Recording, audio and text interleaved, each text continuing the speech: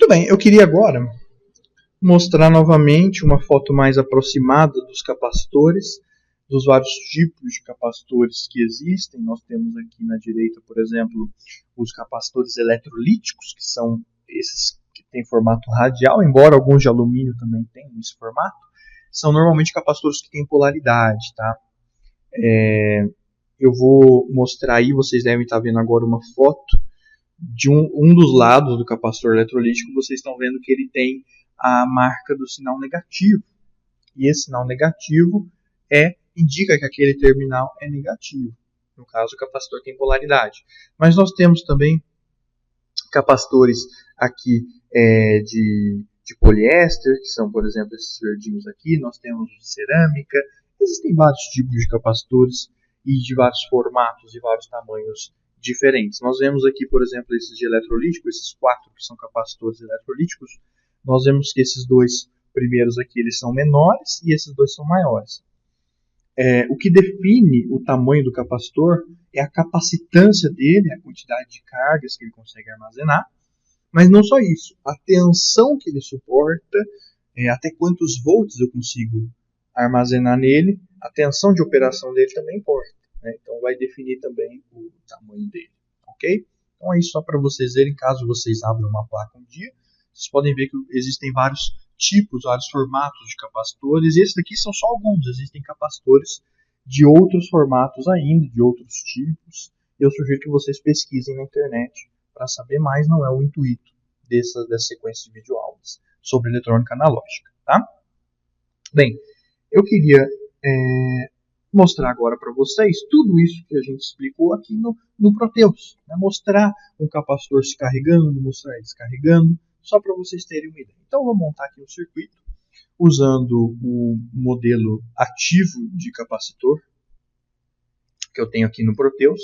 E esse capacitor aqui, ele está com a capacitância de 1000 microfarad para até tensão de trabalho 12 volts. Vamos manter isso aqui mesmo, 1000 microfarad, 12 volts. Tá? É importante eu comentar aqui com vocês também que os capacitores, vocês sabem, eles são medidos em farad.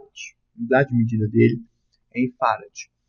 E os capacitores maiores, o que nós consideramos capacitores de capacitância mais alta, normalmente são os capacitores na casa dos microfarad, né?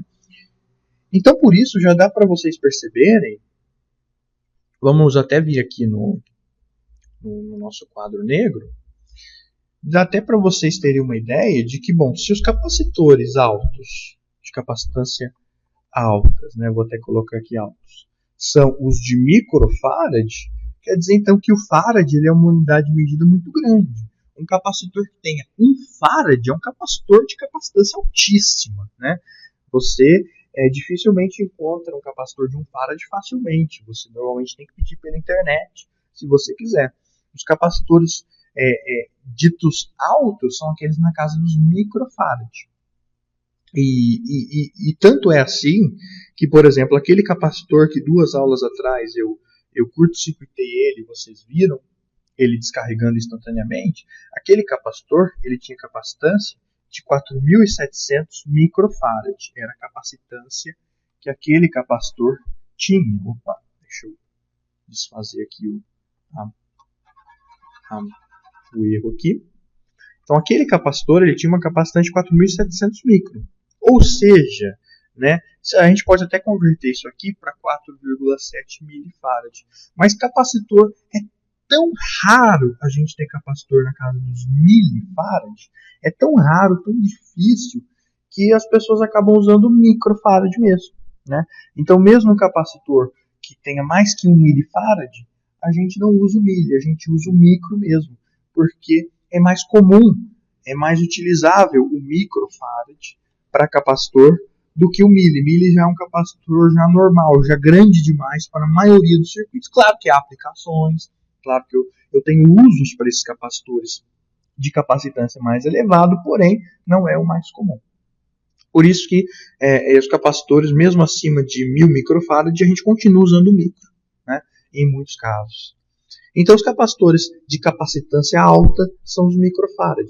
E existem os capacitores de capacitância média, que são aí, a gente pode dizer, os capacitores na casa dos nanofarad, e os capacitores de capacitância baixa, que são aqueles, claro, na faixa dos picofarad, né? Então, para quem lembra aí do curso nosso de potência de 10, o micro é vezes 10 a menos 6, o nano é vezes 10 a menos 9 e o pico é vezes 10 a menos 12. Então, os capacitores eles têm poucos farads mesmo, normalmente. E os mais comuns, em 99% dos casos, ou eles vão ser na casa dos picofarad, ou na casa dos nanofarad, ou os mais elevados nas casas dos microfarad.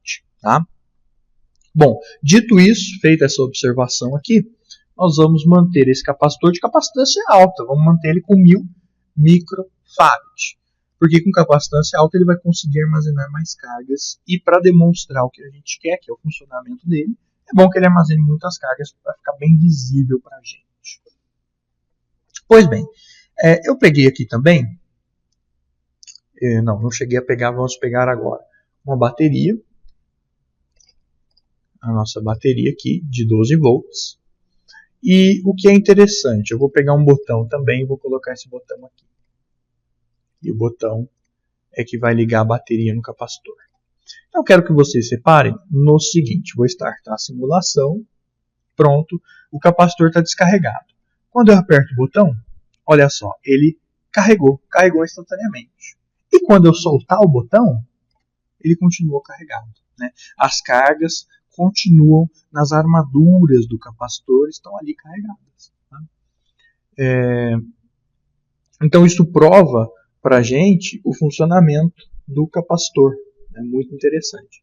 E vamos fazer mais aqui. Vamos pegar aqui também um voltímetro. Então, deixa eu pegar aqui um voltímetro para sinal DC. Esse voltímetro ele vai medir para a gente a tensão aqui no capacitor.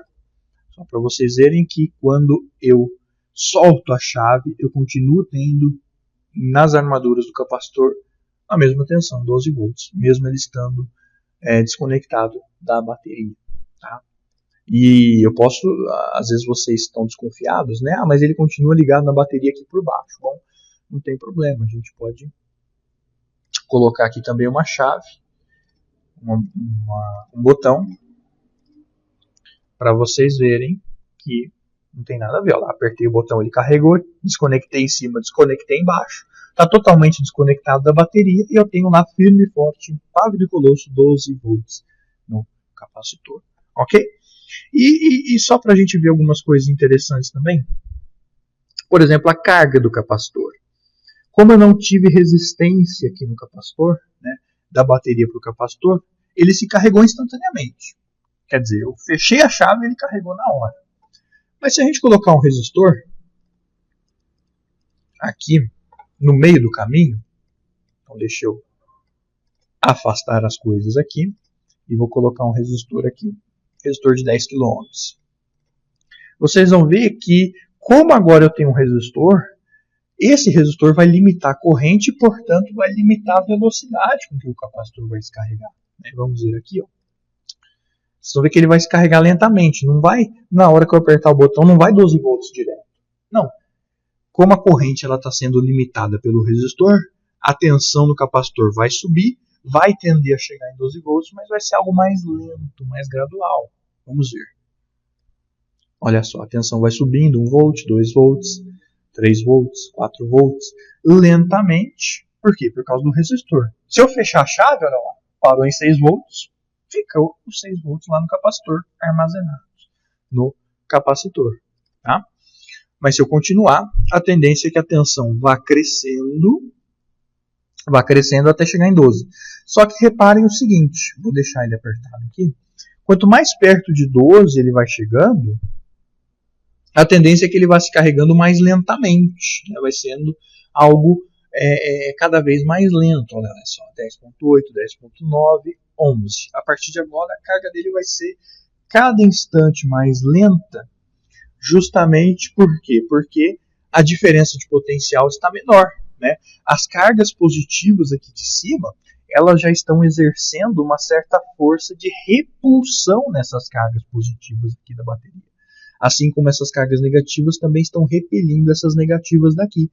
Então, quanto mais próximo a tensão vai chegando a tensão da bateria, que é o 12 volts, menos corrente vai passando no capacitor, ele vai se carregando mais lentamente. Pode ver que agora, até chegar em 12 volts, ele demorou muito mais, né? Justamente por causa disso. Basta lembrar também, né, que a corrente aqui no circuito vai depender da resistência do resistor.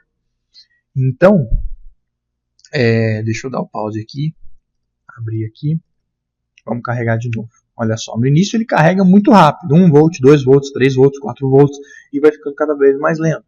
Vou parar aqui em 6 volts, só para vocês verem. Parar aqui em 7. 7 volts, perfeito.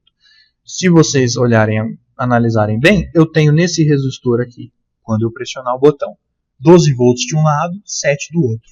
Então a diferença de potencial nesse resistor é 5 volts. Né? 12 de um lado, 7 do outro, a diferença é 5.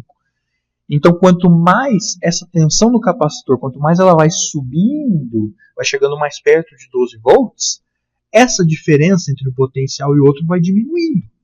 A tendência é que os potenciais tendem a se igualar. E se a tensão no resistor vai tender a diminuir, quer dizer que a corrente no resistor também vai diminuir, então ele vai carregando cada vez mais lentamente, porque cada vez passa menos corrente no circuito.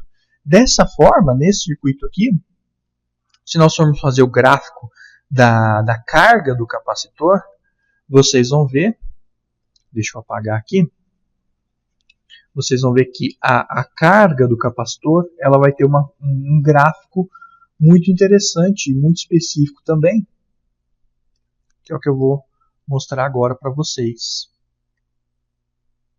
Deixa eu só aqui estabilizar. Muito bem. Então, o gráfico de carga do capacitor seria assim. Eu tenho aqui o tempo, aqui eu tenho a tensão. E aqui nós vamos colocar aqui carga do capacitor. O gráfico seria algo mais ou menos assim, olha só. Uma curva, né? Seria uma curva perfeita aqui. Não reparem, mas seria algo mais ou menos assim. A partir desse ponto ele estabiliza naquele valor. Ou seja, ele vai crescendo no início, reparem que ele cresce muito rapidamente, é quase que na vertical, mas conforme o capacitor vai se carregando, a tendência é que ele se carregue cada vez menos, mais lentamente, até que ele chegue na mesma tensão da bateria, que é onde aí ele estabiliza e não sobe mais. Então o gráfico da carga do capacitor teria essa forma aqui, a tensão no tempo, ou seja, a tensão ela começa crescendo rapidamente nos instantes iniciais, mas depois ela vai crescendo cada vez mais lento, até que ela finalmente chegue no valor da tensão da bateria. Existe uma fórmula para calcular tudo isso, mas não é o objetivo destas videoaulas. Tá?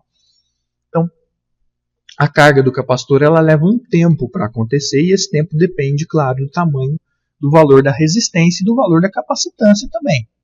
Por exemplo, se eu aumentar essa resistência de 10K para 100K, o capacitor ele vai tender a se carregar 10 vezes mais lento. Então, olha só como é que vai ficar lenta a carga dele.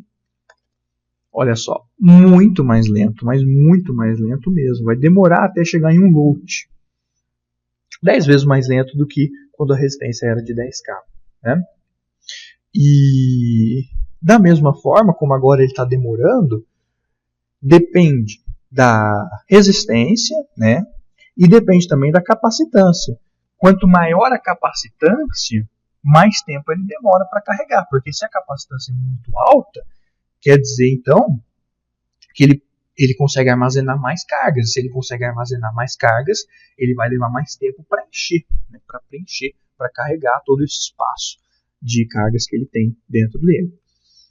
E a prova disso é que um capacitor de 1000 micro está demorando para carregar, mas se eu diminuir a capacitância dele para 100 micro, ele vai tender a carregar mais rápido, porque agora ele tem 10 vezes menos espaço para cargas, né? Então ele vai carregar uma velocidade muito mais rápida do que o que a gente está vindo, porque ele consegue armazenar menos cargas, olha só, significativamente mais rápido, né? Acabou que essa velocidade aqui está igual ao caso anterior, onde eu tinha uma resistência 10 vezes menor e um capacitor 10 vezes maior. Quer dizer, essa diferença acabou compensando uma outra, né? E aí é o que entra a famosa constante RC. A constante RC, que é a constante de tempo que eu posso calcular multiplicando o valor do resistor pelo capacitor. Tá? E aí existe até uma curiosidade que eu posso explicar para vocês, né? Essa constante RC que nós chamamos de tal, letra grega tal, que diz para mim que o capacitor ele vai se carregar quase até 100%, até 99% da carga dele, se eu multiplicar o R, que é o resistor, vezes o capacitor, que é o C, vezes 5. Né, vezes 5. E só para a gente ter uma ideia, então, se eu pegar 5 vezes o valor do resistor, que é 100K, 100 expoente 3, vezes a capacitância, que é 100 micro, 100 expoente menos 6, que é o 100 micro, vai dar aí um tempo de 50 segundos. Né? Então, é o tempo que o capacitor leva aproximadamente para carregar. E vocês viram que foi mais ou menos isso. Se vocês não prestarem atenção, olha aqui no reloginho aqui embaixo, ó, e voltem um pouquinho o vídeo, acompanhem o tempo desde o instante que eu startei o circuito até 50 segundos. Foi mais ou menos ali o tempo para a tensão do capacitor ficar igual à tensão da bateria e ele ficar totalmente carregado. Então isso aí é só a curiosidade, nós não vamos usar isso nos nossos cálculos de eletrônica analógica, pelo menos a nível básico. Porém, é interessante a gente saber, a gente conseguir calcular o tempo que o capacitor leva para se carregar. Né? Então, eu vou encerrar essa aula por aqui sobre carga do capacitor e na próxima aula a gente vai tratar sobre a descarga do capacitor. A descarga do capacitor que para a gente, que está projetando fontes, que estamos estudando eletrônica analógica, ela vai ser mais importante, o estudo da descarga do capacitor vai ser mais importante ainda do que o estudo da carga do capacitor. Tá ok? Então, muito obrigado e até a próxima. Dê mais uma aí. Deixe o seu comentário caso esse vídeo tenha te ajudado, caso você tenha gostado. E até a próxima. Muito obrigado, gvensino.com.br. Até mais. Tchau.